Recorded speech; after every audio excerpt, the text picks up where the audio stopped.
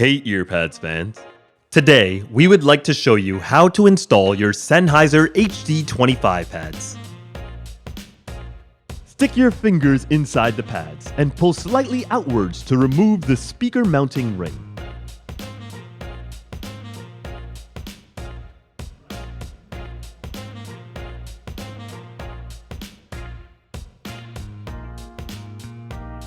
Grab your new Earpadz by Dekoni Audio and guide the pads over the headphone.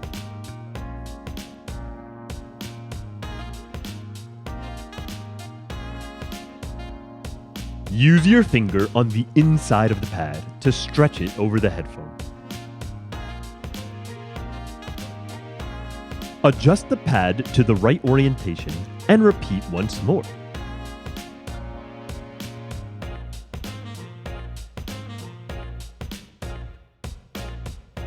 Kick back and enjoy the comfort and quality of your Earpadz by Dekoni Audio.